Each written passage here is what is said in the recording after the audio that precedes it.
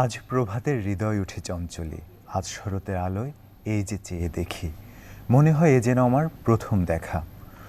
শরতের শেষের সিক্ত সকালে আমন্ত্রণ জানাচ্ছি নিউজ 24-এর নিয়মিত আয়োজন আজ সকালের বাংলাদেশে। আপনাদের সঙ্গে আছি আমি তানজির মেহেদি। সুপ্রিয় দর্শক, দেখছেন আজ সকালের বাংলাদেশ। প্রিয় দর্শক, এবার আমরা একটু সংবাদপত্র পর্যালোচনায় যেতে চাই, দেখে নিতে চাই আজকের দিনে প্রকাশিত দৈনিকগুলোর প্রধান প্রধান শিরোনাম এবং কোন বিষয়গুলো গুরুত্ব সহকারে তুলে ধরা হয়েছে।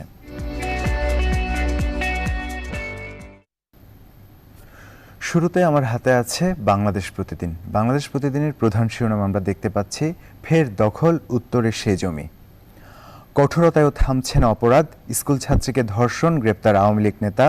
অন্তঃসত্ত্বা স্ত্রীকে 4 টুকরো করলেন পুলিশ কনস্টেবল। রিকশা থেকে নামিয়ে গৃহবধূকে গণধর্ষণ, গ্রেপ্তার 8। এবার রোহিঙ্গা ক্যাম্পে শুদ্ধি অভিযান। বাংলাদেশ প্রতিদিনের পর আমরা এবার দৃষ্টি রাখতে চাই দৈনিক কালের কণ্ঠে। কালের কণ্ঠের প্রধান শিরোনাম আমরা দেখতে পাচ্ছি, মৃত্যুদণ্ডের আইনে স্বস্তি, ধর্ষণ বিরোধী মহাসমাবেশে 9 দাবি। আন্দোলন নিয়ে আওয়ামী লীগ সতর্ক, জনগণের ইস্যুতে আবারও ব্যর্থ বিএনপি। কালের কণ্ঠের পর এবার আমরা যেতে চাই দৈনিক প্রথম আলোতে। প্রথম আলোর অনলাইন সংস্করণটি আমার হাতে রয়েছে। প্রধান শিরোনাম আমরা দেখতে পাচ্ছি, পিস্তল হাতে সাংসদের ছবি ফেসবুকে। ধর্ষকদের শাস্তির দাবিতে মহাসমাবেশ, প্রতিদিন শাহবাগে বিকেল থেকে প্রতিবাদ কর্মসূচি। আইওএমের তথ্য, করোনায় নিজ দেশে ফিরতে পারছে না 30 লাখ প্রবাসী। ইত্তেফাকের পর আমরা এবার দেশের উল্লেখযোগ্য কয়েকটি ইংরেজি দৈনিকে দৃষ্টি রাখতে চাই। শুরুতে আমার হাতে রয়েছে ডেইলি সান। ডেইলি সানের প্রধান শিরোনাম আমরা দেখতে পাচ্ছি, police sources get involved in crimes, reputation of the force in tatters. এছাড়াও আছে rape incidents on despite police drive. Daily সানের পরে এবার আমরা একটু দৃষ্টি রাখতে চাই দ্য ডেইলি স্টারে। ডেইলি স্টারের প্রধান শিরোনাম আমরা দেখতে পাচ্ছি, end to rape laws, definition slanted against victims. প্রসঙ্গগুলো ধরে এবার একটু আমরা আলোচনায় যেতে চাই। আলোচনার জন্য আমাদের সঙ্গে রয়েছেন ব্র্যাক বিশ্ববিদ্যালয়ের শিক্ষক ও গবেষক মোহাম্মদ শামসুদ্দোহা। মোহাম্মদ শামসুদ্দোহা, আপনাকে স্বাগত জানাচ্ছি। শুরুতে আপনার কাছে যে বিষয়টা একটু জানতে চাই, আজকে কিন্তু বিশ্ব মানসিক স্বাস্থ্য দিবস, কিন্তু আমরা দেখেছি আসলে বাংলাদেশে এই বিষয়টি, এই প্রসঙ্গটি বরাবরই উপেক্ষিত থেকেছে। কেন এই বিষয়টি গুরুত্বপূর্ণ এবং বাংলাদেশের কেন এই বিষয়টিতে নজর দেওয়া উচিত বলে আপনি মনে করেন? শুভ সকাল, সবাইকে শুভেচ্ছা। আর তানজিদ ভাইকে বিশেষভাবে ধন্যবাদ আমাকে যুক্ত করবার জন্য। মানসিক স্বাস্থ্য, আপনি যে প্রসঙ্গটি বললেন, এটি আসলে অত্যন্ত গুরুত্বপূর্ণ, কিন্তু আমাদের মতো দেশে আসলে এই বিষয়টিকে ওইভাবে গুরুত্ব দেওয়া হয় না। কারণ আমাদের দেশের যে অবকাঠামো, যদিও আমরা উন্নতি করছি বিভিন্ন সেক্টরে, বিশেষ করে অর্থনীতিতে এখন আমরা অনেক দূর এগিয়ে গেছি। বাংলাদেশকে বলা হচ্ছে কয়েকটা এমার্জিং টাইগার্সদের মধ্যে, এশিয়ান টাইগার্সদের মধ্যে বাংলাদেশও একটা হয়ে যাচ্ছে। কিন্তু এই যে আমরা উন্নয়নের দিকে এগোচ্ছি, এর পাশাপাশি আরেকটা বিষয় লক্ষ্য রাখতে হবে যে আমাদের যে কর্মব্যস্ততা, সেটি কিন্তু অনেকটা লিমিটলেস। মানসিক স্বাস্থ্যটা এখানে আসলে ঠিক মেইনটেইন করার দিকে অতটা গুরুত্ব দেবার কিন্তু সুযোগ নেই, 1 নম্বর। 2 নম্বর, পারিবারিক যে অবকাঠামো, সেখানে আপনি দেখবেন যে এক ধরনের দ্বন্দ্ব, কলহ, এগুলোর মধ্য দিয়ে কিন্তু আমাদের এখানকার মানুষদেরকে যেতে হয়। 3 নম্বর যে বিষয়টা আমি বলতে চাই, সেটা হচ্ছে যে মানসিক স্বাস্থ্য রক্ষার যে একটা সচেষ্টতা বা চেষ্টা, সেই বিষয়টি আমাদের এখানে নেই বললেই চলে। যেমন আমি একটা উদাহরণ টেনে যদি বলি, আমাদের বিশ্ববিদ্যালয়গুলোতে কিন্তু একটা নীতিমালার মতোই রয়েছে যে সেখানে একটা কাউন্সেলিং ইউনিট থাকবে, কিন্তু আপনি খোঁজ নেন যদি, তাহলে দেখবেন কিছু কিছু বিশ্ববিদ্যালয় ব্যতীত ম্যাক্সিমাম বিশ্ববিদ্যালয়গুলোতেই সেখানে এই মানসিক স্বাস্থ্য রক্ষার যে একটা ইউনিট আছে, তাদের সে সম্পর্কে কোনো আইডিয়া নেই। এবং আমি যদি এই যে সাইকোসোশ্যাল কাউন্সিলরদের সংখ্যার হিসেবটাও করি, যদি বাংলাদেশের সমস্ত বিশ্ববিদ্যালয়গুলোতেও সেটি নিয়োগ দেওয়া হতো, তাহলে ধরেন এক ধরনের কর্মসংস্থান তো হয়, পাশাপাশি মানুষ অন্তত যাবার একটা সুযোগ পায়। কারণ শেয়ারিং এর মাধ্যমে কিন্তু এই যে মানসিক স্বাস্থ্য রক্ষার যে একটা চেষ্টা, সেটা কিন্তু অনেকটা বেশি ফলপ্রসূ হয়ে ওঠে।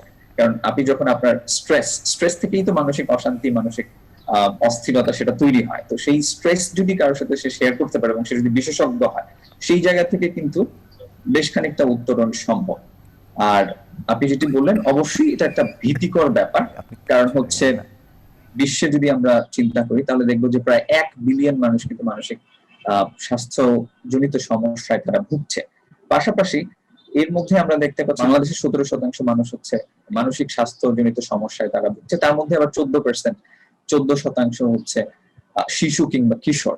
এবং এরই প্রভাবটা কিন্তু আমরা ওতপ্রোতভাবে দেখতে পাচ্ছি। প্রভাবটা গিয়ে পড়ছে হচ্ছে অপরাধমূলক যে সমস্ত কর্মকাণ্ড সেগুলোর উপরে গিয়ে। কারণ একটা মানুষ যখন স্ট্রেস থাকে, যখন মানসিকভাবে বিপর্যস্ত থাকে, তিনি কিন্তু হিতাহিত জ্ঞান শূন্যভাবে যেকোনো কিছু করে বসতে পারেন।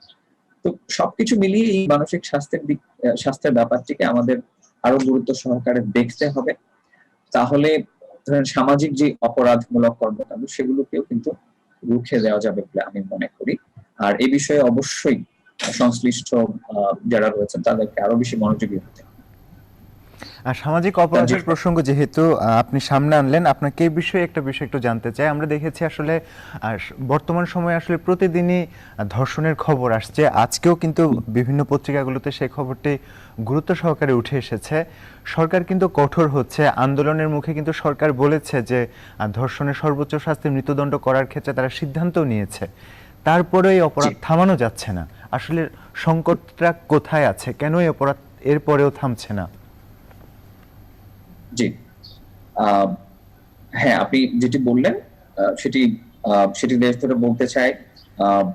বিভিন্ন সংবাদ মাধ্যমের মারফত আমরা জানতে পারি যে প্রধানমন্ত্রীর বিশেষ সহকারী বিপ্লব বড়ুয়া তিনি ইতিমধ্যেই আমাদেরকে জানিয়েছেন যে ধর্ষণের যে সর্বোচ্চ শাস্তি নারী ও শিশু নির্যাতন দমন আইন 2000 সেটিকে করে সংস্কার করে সেখানটায় যাবজ্জীবনের পরিবর্তে মৃত্যুদণ্ড আনা হচ্ছে।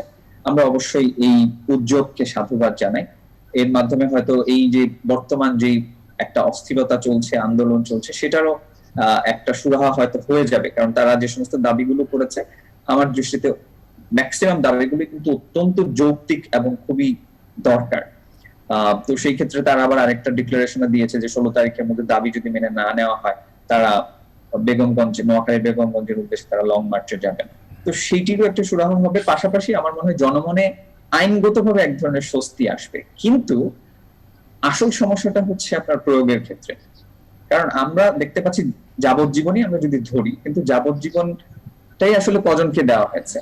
বরঞ্চ আমরা দেখেছি বিভিন্ন সময়ে কিন্তু ধর্ষণ যারা করেন, একটা জিনিস আমাদেরকে মাথায় রাখতে হবে, ধর্ষণ যারা করেন তারা কিন্তু বিভিন্নভাবে বিভিন্ন গোষ্ঠীর সাথে তারা সম্পৃক্ত থাকেন এবং তারা বিভিন্নভাবে পার পেয়ে যান। যেমন আপনি দেখবেন এই যে শাহবাগের যে মঞ্চ, সেখান থেকে একটা দাবি করা হচ্ছে যে গ্রামীণ সালিশের মাধ্যমে যে এক ধরনের ধর্ষণকারীর সাপোর্টেই যাওয়া হচ্ছে।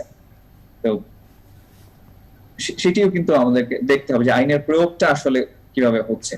আসল সমস্যাটা হচ্ছে এই প্রয়োগ। আমার মনে হয় যে অবশ্যই এই যে মৃত্যুদণ্ডের আদেশটা যদি জারি হয় সেক্ষেত্রে কিছুটা হলেও ধর্ষণকারীদের মনে হয়তো একটু ভয়ের সঞ্চার হবে। সর্বোপরি আমাদেরকে গুরুত্ব দিতে হবে আসলে এই আইনের প্রয়োগটার উপরে। মৃত্যুদণ্ডই থাকুক কিংবা যাবজ্জীবনই থাকুক, অবশ্যই আমরা মৃত্যুদণ্ডই চাই। তো সেই ক্ষেত্রে যদি প্রয়োগ হয়, কঠোর শাস্তি যদি হয়, সেটি কিন্তু একটা জনমনে আরো স্বস্তি আনবে বলে আমি মনে করি।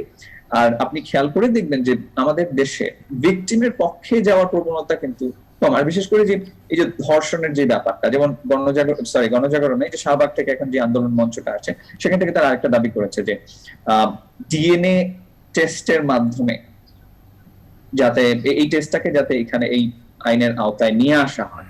অর্থাৎ ভিকটিমের পক্ষে আপনি দেখবেন যে আমাদের ধর্ষণের শিকার হয়ে যখন ধর্ষণের বিচার চাইতে গেল একজন ভিকটিম, আমরা বিভিন্ন পত্রপত্রিকায় কিন্তু দেখেছি বিগত বেশ কয়েক বছর এরকম নিউজ কিন্তু আমাদের হাতে আছে, যেখানে বলা হচ্ছে যে পুলিশ আবার ফের সেই ভিকটিমকে ধর্ষণ করছে বা বিভিন্ন সেক্সুয়ালি হ্যারাস করছে। তো এই বিষয়গুলো যদি আমরা কঠোর না হই তাহলে কিন্তু এই ধর্ষণ বা এই ধরনের সামাজিক যে অপরাধমূলক কর্মকাণ্ড রয়েছে সেগুলোকে আসলে রুখে দেওয়াটা খুব মুশকিল হবে। পাশাপাশি আরেকটি বিষয় আমি বলতে চাই, সেটি হচ্ছে এই মানসিক স্বাস্থ্য এবং পারিবারিক অবকাঠামো এবং পারিবারিক শিক্ষা, এর মধ্যে একটা সমন্বয় হওয়াটা খুব জরুরি ব্যাপার।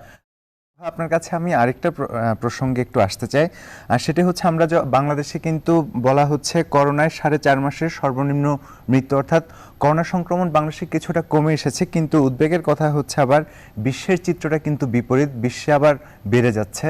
তো বাংলাদেশে কিন্তু এরই মধ্যে দ্বিতীয় ধাপের জন্য সরকার কিন্তু এক ধরনের প্রস্তুতি নিয়েছে। সার্বিকভাবে আসলে এই প্রসঙ্গটিকে আপনি কিভাবে মূল্যায়ন করবেন? বিশ্বের সাথে এবং বাংলাদেশের সাথে যদি আমরা তুলনা করি, বিশ্বের যে সমস্ত দেশে আপনি দেখবেন যে করোনা ভাইরাসের সংক্রমণটা অত্যন্ত বেশি, সে সমস্ত দেশ কিন্তু মোটা দাগে যদি আমরা বলি তাহলে শীত প্রধান দেশ। আর করোনা যেহেতু এক ধরনের ফ্লু, তো আমরা দেখবো যে শীতের সময় কিন্তু ফ্লু এর প্রবণতাটা বাড়ে। সেক্ষেত্রে বিশেষজ্ঞরা সাসপেক্ট করছেন যে এই শীতকাল যেটা আসছে সেই সময় হয়তো আমাদের দেশে সংক্রমণের হারটা বাড়তে পারে। অতি সম্প্রতি যেটি আপনি বলছেন যে সংক্রমণের হার কমে এসছে, মৃত্যুর হার কিছুটা কমছে, তো সেক্ষেত্রে অবশ্যই এটা ইতিবাচক হিসেবে আমি দেখছি, কিন্তু খুব বেশি আশাবাদী হতে পারছি না এই কারণে যে বিশেষজ্ঞরা যেটা বলছেন দ্বিতীয় ধাপ বিশ্বে অলরেডি শুরু হয়েছে। তো বাংলাদেশে আমরা কিন্তু করোনা ভাইরাস যখন শুরু হয়েছে শীতকালটা কিন্তু পাইনি, সুতরাং আমরা করোনা শীতকালে কেমন আচরণ করবে সে বিষয়ে কিন্তু আমাদের হাতে কোনো তথ্য নেই। তবে বাংলাদেশের যে রকমের অবকাঠামো, সেক্ষেত্রে অবশ্যই হার্ড ইমিউনিটির কথা যেটা বলা হচ্ছে, তারপরে আমাদের যে রোগ প্রতিরোধ ক্ষমতার কথা বলা হচ্ছে, সেটি নিঃসন্দেহে আমি ইতিবাচক হিসেবে দেখি, কারণ আমাদের এখানে ধন্যবাদ মোহাম্মদ শামসুদ্দোহা, আপনি আমাদের সঙ্গে যুক্ত হয়েছেন এবং সময় দিয়েছেন, আলোচনায় অংশ নিয়েছেন। এই ছিল আজ সকালের বাংলাদেশ। কাল আবারও দেখা হবে। সুস্থ থাকুন, নিরাপদে থাকুন, আর নিউজ 24 এর সঙ্গেই থাকুন।